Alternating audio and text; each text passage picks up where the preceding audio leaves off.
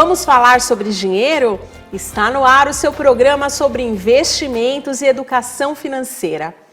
Você já parou para pensar qual é o cenário do momento atual que a gente vive? A gente está voltando aí a ter uma economia de novo, né, forte, pungente com a retomada, mas ainda com um sistema bastante híbrido. As bolsas sofrendo um pouquinho com essa turbulência de sobe e desce. Será que é o momento de voltar para a renda fixa ou como equalizar o portfólio, né, com tantas variáveis no cenário? Para a gente falar um pouquinho sobre isso, eu estou com um convidado muito especial, que é o Maurício Leila. O Maurício é economista formado pela Universidade Bar Ilan, em Israel, é assessor de investimentos, é sócio da RV4 Investimentos, tem certificações importantes aí no mercado, como a Ancord, CFP, que é a certificação máxima nacional para falar de investimentos, e a SUSEP. Ufa, quanta coisa, hein, Leila? Obrigado, Lu, obrigado. A gente tem que estudar bastante para minimamente tentar navegar esse marco tão complicado que é o Brasil, né? Com certeza. E aí você traz um ponto importante, que é esse estudo continuado, que não dá mais para fazer uma universidade parar, ou fazer um curso no YouTube, ou ler o jornal vez ou outra. Não, Leila, comenta um pouquinho isso para a gente. Com certeza, né? Até porque a gente está numa universidade aqui, né, no campus, então isso é totalmente verdade, pessoal. Você acha que você está formado? Não, você está em formação contínua. Acabou o período de faculdade, tem que continuar a estudar, não tem como. Hoje em dia exige, né? E como que você se atualiza com esse monte de variáveis na mesa, Leila? Olha, muito estudo, muita notícia, muita leitura fora também da caixinha de economia, para você conseguir ter um pensamento um pouco mais abrangente. E o tempo todo está buscando se aperfeiçoar. E muita coisa na prática, né? Porque a gente trabalha o dia inteiro com o cliente. Então, conseguir misturar essa parte da teoria com a prática faz muita diferença para você se aperfeiçoar, né? Que legal. E você trouxe algo importante, né? Que é o pensamento fora da caixinha, que é também buscar informações que não necessariamente estão relacionadas a investimentos, mas que de uma forma prática está tudo muito interligado, não? Claro, com certeza. E assim, investimento nada mais é do que pegar o dinheiro ou emprestar para uma empresa que ela tem uma atividade, ou você comprar uma participação de uma empresa que também tem a atividade dela. Agora, qual é a atividade? Seria do agronegócio? Seria de tecnologia? Seria bancário? Então, cada empresa tem um sistema completamente diferente. Então, na prática, para entender de investimentos, tem que entender um pouco de mundo real. Com certeza. E aí olhar os fundamentos da empresa e também olhar o cenário, não? Tudo isso está muito relacionado. Sim, com certeza. E esse momento que a gente vive, né? A gente está agora aqui no mês de setembro, passamos aí por agosto turbulento, por julho turbulento. Como que você está enxergando esse cenário como um todo? Olha, essa é uma pergunta bem complicada, né? Porque, pessoal, o cenário no Brasil para investimentos, ele muda a cada minuto. Então, aquilo que a gente acreditava que poderia acontecer no começo do ano, chega agora, no mês de finalzinho de agosto, setembro, já mudou completamente. Então, mudou 180 graus. Então, realmente não é nada fácil você navegar. Então, por exemplo, né, para aquelas pessoas que estão começando a aprender sobre dinheiro, uma das coisas mais importantes na hora de você decidir investir é saber qual que é a taxa de juros. Mas não somente a taxa de juros atual. Qual é a previsão da taxa de juros no futuro? Então, por exemplo, no começo do ano, a previsão era para os próximos 3, 4 anos na faixa de 5%, 6%. Hoje em dia, a gente já prevê taxas acima de 9%, 10% para os próximos anos. Então, como que isso impacta, por exemplo, a decisão de investimento? Imagina que você vai emprestar dinheiro para uma empresa, você, em vez de esperar ganhar 5%, 6%, vai esperar ganhar 10%. Só que para essa empresa é muito mais caro pegar esse dinheiro emprestado. Então dificulta muito mais a vida dela, né? Então será que ela vai ter a mesma lucratividade que antes?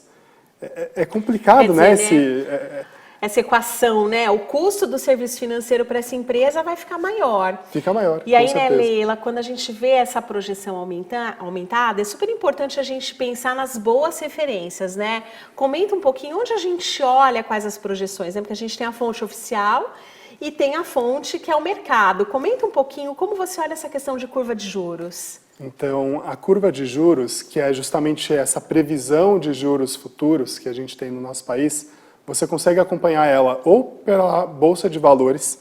Então, lá tem todas as escadinhas, né, ano após ano, de qual é a curva, qual é o patamar de juros que você espera, como também tem relatórios de mercado que são disponíveis para todos. Por exemplo, o relatório Focus, que é um certo termômetro de como que os principais agentes acreditam que vai estar no futuro, né? Então, dá para ver de algumas formas, essas são duas bem tradicionais, né? Que bacana, e bem assertivas, né? Sim, sim. E isso a gente consegue olhar, não adianta ser aquilo que a gente acha ou aquilo que a gente quer, né? Nos últimos 2 anos, a gente teve aí um piso de Selic chegando a 2%. E o que eu mais ouvi era assim, eu quero algo sem risco que gere 1% ao mês. E a gente sempre brincava, né? Me conta onde tem isso que eu também quero.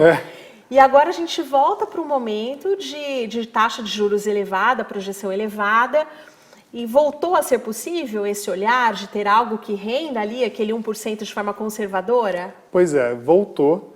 Isso é bom para quem tem dinheiro para investir, mas, de forma geral, para a economia acaba sendo bem traiçoeiro, né? Mas existe já essa possibilidade, sem risco, tentar ganhar bastante dinheiro. E engraçado também que as pessoas estão muito acostumadas a olhar uma taxa fechada. Ah, eu vou ganhar 8%, 9%, 12% ao ano. Mas existe a inflação, que também ela come uma boa parte desse rendimento, né? Que bacana. Então, isso eu acho que é um ponto importante, né? A inflação, gente, é aquilo que faz o dinheiro perder poder de compra. Então, se a gente fosse no supermercado lá em 2015, com R$5, a gente ia trazer ali mais ou menos uns 8 pãezinhos franceses. Se a gente for hoje, né, comprar o pão lá perto de casa, agora eu só consigo trazer 4 pãezinhos com R$5, Leila.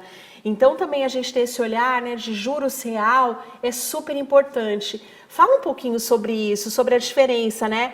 Ah, eu vou ganhar 8, 9, 10% de forma nominal, mas eu tenho que focar na questão do ganho real. Pessoal, para quem não entendeu o que a Luciana falou, juros nominal, juros real, realmente é um pouco confuso, mas a gente consegue traduzir isso bem para vocês, né? Então, nominal nada mais é do que falar eu ganhei 9% esse ano, 11% aquele ano.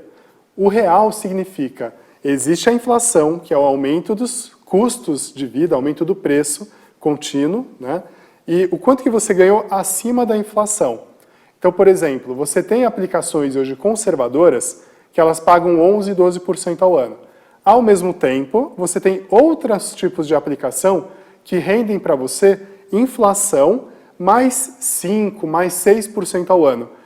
Qual que é a diferença? Se a inflação prevista ela, para os próximos anos ela é na casa de 4, 5%, você soma esses 4, 5 da inflação, mais os 6 que você está ganhando além dela, 5 mais 6, 11%, você chega nos mesmos 11%, mas com um detalhe diferente, que você está protegido da inflação. A gente tem muitos surtos de inflação alta no Brasil. E hoje em dia não é nem só um privilégio do Brasil, é no mundo todo. Então, por exemplo, no Brasil, nos últimos 12 meses, a gente está com uma inflação acumulada de 8, 9%. Sim, é bastante alto, é muito né? alta essa inflação. E no mundo? No mundo também está com inflação alta. Você pega Estados Unidos, também está com inflação altíssima esse ano. Só que lá você não tem um produto conservador, protegidinho assim, que te rende inflação mais 5, inflação mais 6. Sim, e aqui a gente tem, né? Aqui a gente tem, então tem que aproveitar. Isso, então segura aí, você que está aí com a gente, acompanhando o nosso programa, não saia daí que a gente vai para o intervalo e quando a gente voltar, o Maurício Leyland vai contar para a gente as opções que a gente tem para proteger o nosso bolso, os nossos investimentos nesse cenário atual. A gente volta já.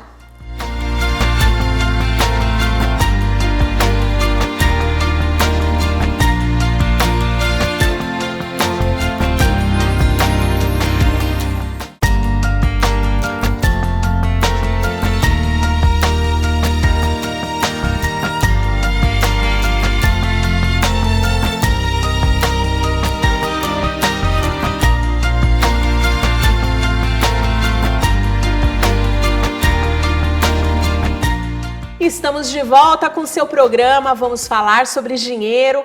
para cuidar bem das suas finanças, do seu bolso e dos seus investimentos. Se você ainda não nos segue nas redes sociais, dá uma passadinha por lá, @Luciane Quedo, e também lá no YouTube, Luciane Quedo, vamos falar sobre dinheiro. Eu estou aqui com o economista Maurício Leila, e ele estava falando aqui um pouquinho antes do intervalo sobre a dinâmica de inflação. E aí você comentava, né, Leila, que neste momento a gente está vivendo um momento de inflação alta. No último patamar aí a gente está falando de 9% ao ano, contra aí uma Selic que está na casa de 5,25. Então a gente tem um gap aí, né? Aquele 100% do CDB, que já foi um sonho lá atrás. Lembra, gente, quando a gente falava, nossa, consegui 100% aí do CDI num CDB conservador? A gente está falando que ele está, na verdade, rendendo de forma negativa, porque ele não consegue superar a inflação. Sim. E como é que a gente protege os nossos investimentos, que às vezes a gente levou a vida inteira para conquistar, desse bichinho que faz ele perder poder de compra? Então, excelente pergunta, porque a gente já comentou um pouco dos juros pré-fixados e um pouco dos juros ligados à inflação. Então, você ganha IPCA, que é a inflação, mais um percentual pré-fixado. Mas a verdade é que o mais tradicional no Brasil é um outro bicho, diferente do pré, diferente do IPCA. É o pós-fixado puro, que ele te rende uma taxa atrelada ao CDI. Que é aquele, né, que eu ligo para o gerente e ele me oferece algo assim, que é aquele CDB, aquele fundo tradicional, certo? Sim, exatamente. E aí a gente passou por um último 1 ano e meio muito complexo no Brasil. A gente teve pandemia em março de 2020, que assim jogou qualquer expectativa otimista com o país totalmente para o ar. E aí a gente viu que o Banco Central ele diminuiu os juros para 2%, ou seja, aquele pós-fixado, aquele CDB que ele acompanha os juros básicos, estava rendendo muito pouco, porque a gente imaginava que a inflação seria mais baixa. Só que aí, de repente, a gente vê o mundo inteiro com muito estímulo monetário, muito de estímulo fiscal, países gastando muito dinheiro, dando dinheiro para a população gastar, para dar uma segurada assim, nos ânimos e falar, peraí, pessoal, não vamos deixar o barco afundar. E com isso todo mundo começou a gastar mais e a inflação ela veio. Ela veio de várias formas.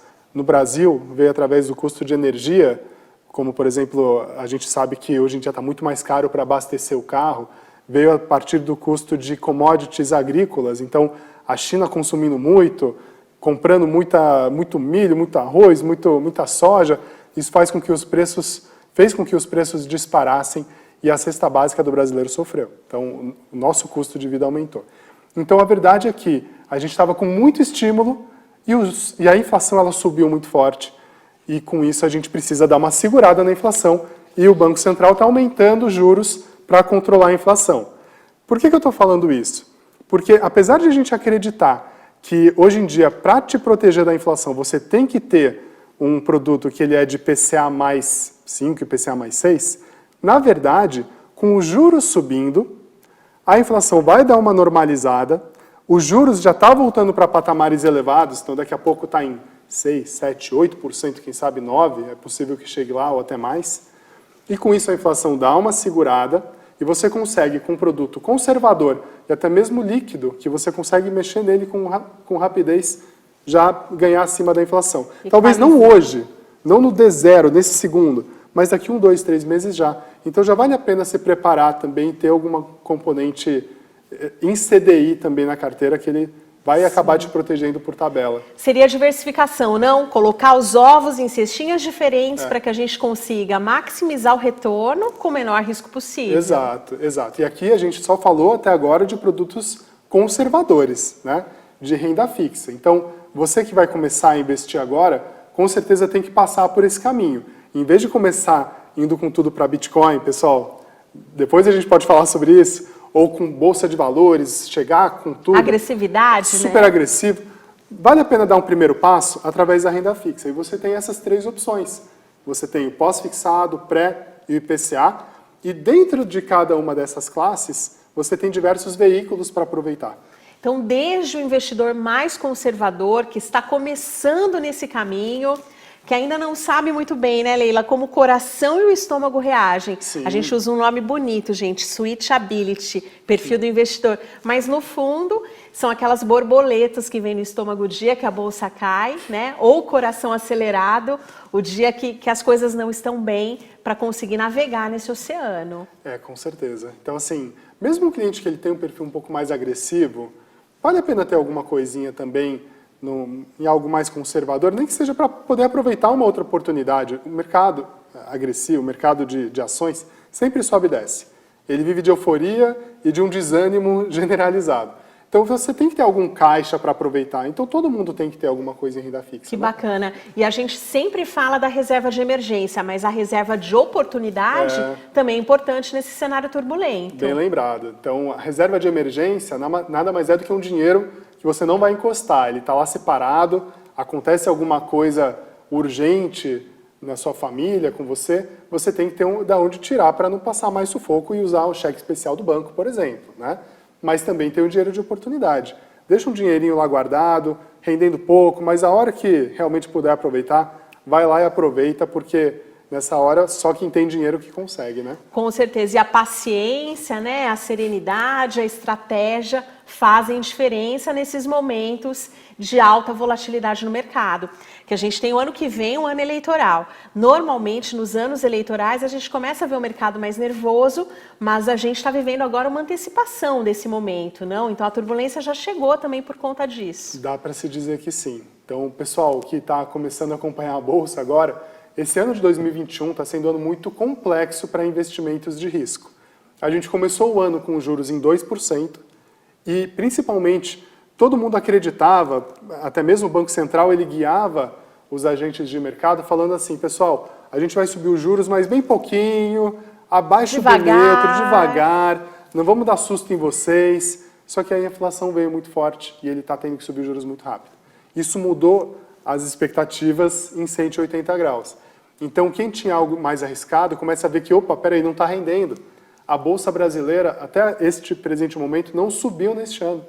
E tem muitos ativos bons lá. Então, apesar da gente estar falando muito da renda fixa, quem busca alguma coisa a mais de risco consegue adquirir participação em empresas com uma avaliação do valor dela muito baixo. Ou seja, comprar uma empresa boa por um preço baixo. E isso é algo maravilhoso, né? Então, hoje também é possível, mas por quê? Porque a Bolsa não subiu e as empresas estão ganhando dinheiro. Então, tudo isso, por causa dessa mudança do Banco Central, a gente está percebendo que tem muita confusão no mercado e saber agir não é a coisa mais fácil, né? E muitas oportunidades. Com certeza. Maurício, agradeço a presença, agradeço aqui a enorme contribuição. Deixa aqui pra gente as suas redes sociais, para quem quiser te seguir. Muito Conta obrigado, aqui pra gente qual é. Então, eu tenho o meu Instagram, que é Maurício Leila, então só procurar lá no Instagram. Eu tenho também uma participação no nosso Instagram da própria RV4, então eu recomendo a todos, lá tem muita informação relevante para vocês acessarem. Que é tá? @RV4 Investimentos. @RV4 Investimentos, lá principalmente, acho que é o principal de todos, né? Porque a gente tem muita informação relevante. E também para você que quer começar a aprender um pouco mais sobre economia, a gente tem o nosso site e Instagram Economia Sem Mito. Então pode procurar lá no Instagram que vocês vão gostar e tem muita informação relevante para vocês. Que legal. Muito obrigada, Maurício. Você não saia daí que a gente está de volta logo depois do intervalo.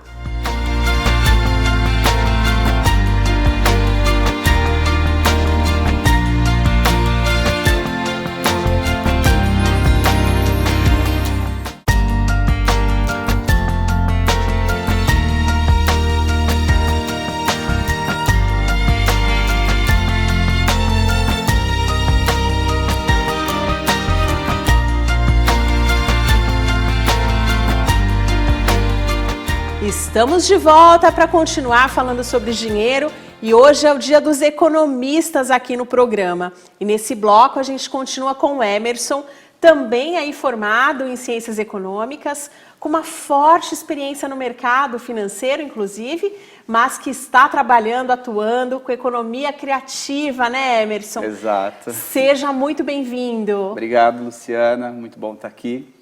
Economia criativa, todo mundo pensa o que é economia Pois criativa. já começa contando pra gente Exato, que negócio né? é esse. Economia criativa, esse termo surgiu faz uns 20 anos, tá? Teve um surgimento lá na Não é nem tão Austrália. recente, então, né? Exato. Mas o que eu entendo disso? Para já falar do que é. É toda atividade hoje baseada em arte, cultura, entretenimento, lazer, né? Que está sendo aí, vamos supor, conglomerada em cima desse tema que é economia criativa, né?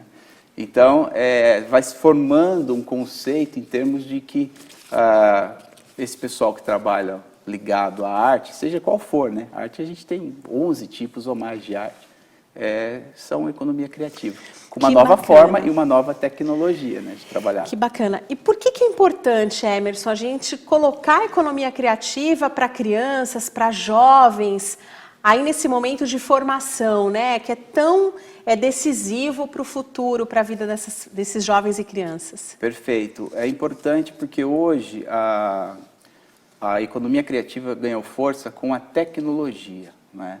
Com o avanço tecnológico. E hoje não tem nenhum jovem, ou criança, ou adolescente, que não tem um contato direto com essas novas tecnologias, essas plataformas que a gente tem por aí, de difusão de áudio e vídeo. Eu até brinco lá em casa que eu tenho 2 adolescentes, elas são minhas assessoras de assuntos tecnológicos. Exato.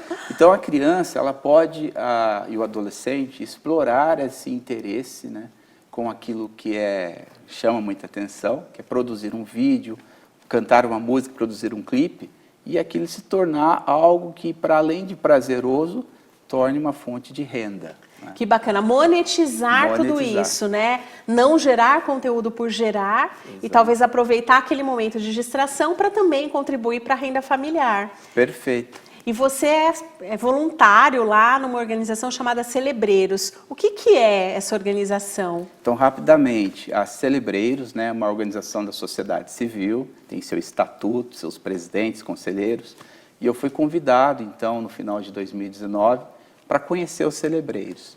E então eu entendi como funciona essa organização que atua exatamente na difusão aí de cultura, arte, educação, né, para os jovens. Tem até um programa chamado Jovens Protagonistas, que você estimula ali os jovens das escolas públicas a produzir conteúdo de tal forma que também melhore a sociedade. Então, fui convidado para participar. Eu sou voluntário no Celebreiros, né, tenho minha atividade profissional e acabei ficando apaixonado pela iniciativa, porque realmente transforma vidas assim, das que pessoas. Bacana. Que você falou algo aqui importante, né? São jovens de escola pública. Exato. Agora saíram os dados da PNAD que mostram que a gente teve uma leve redução no desemprego no país. Porém, a renda média reduziu, gente.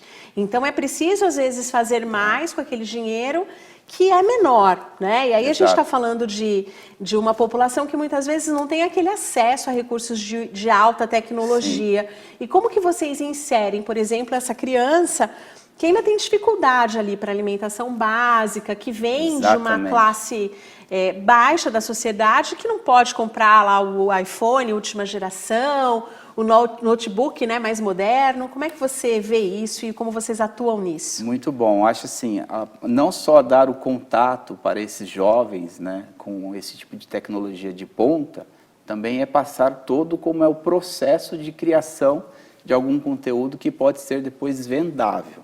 Então tem as duas coisas que andam em paralelo.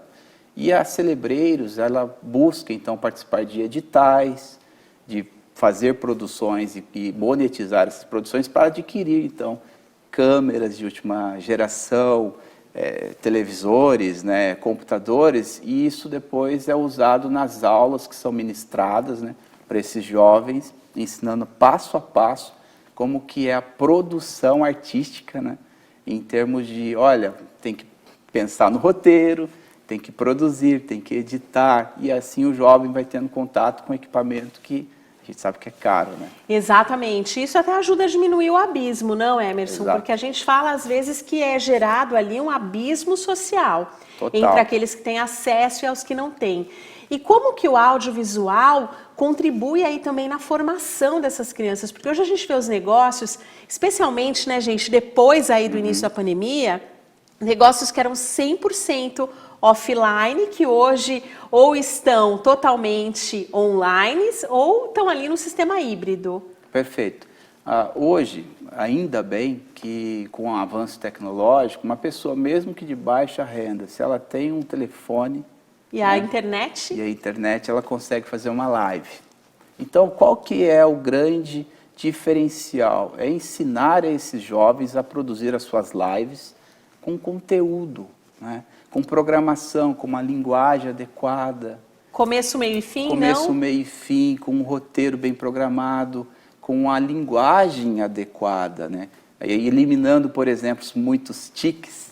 Então, isso tudo é passado em aula. Né, aqui, ali, sabe aqueles tiques de sim, linguagem? Tá, né, os tá. vícios. Sim. E o jovem, então, ele vai se desenvolvendo a partir desse esforço, né, para produzir algo que é bom, vendável, com foco nisso, e ele vai se vendo na tela, vai recebendo aí um feedback dos colegas mesmo que ali estão, e vai melhorando enquanto cidadão. Isso que é importante. Com certeza. E até a questão da linguagem, que Exato. Muitas vezes a gente tem ali jovens inseridos num contexto de gíria. Sim. Por exemplo, quando eu falo com a nossa mais nova lá em casa, a gente faz uma pergunta, ela responde S. Outro dia eu até perguntei que S é esse? É sim e sim. E aí é uma outra linguagem que se usa muitas vezes de forma coloquial, Sim. que é preciso adequar para um universo mais profissional que será exigido lá na frente, não? Com toda certeza. Esse jovem é o jovem que depois vai ser o trabalhador, vai ser o pai de família ou a mãe de família, e assim a gente consegue trabalhar na base da sociedade, fazendo com que a gente melhore a sociedade, né?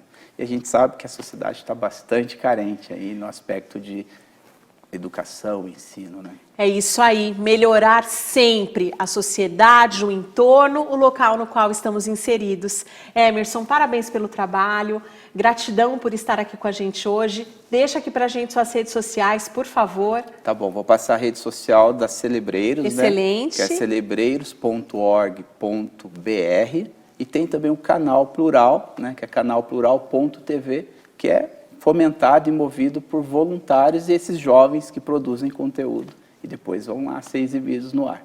Que bacana, muito obrigada. Obrigada a você que nos acompanhou.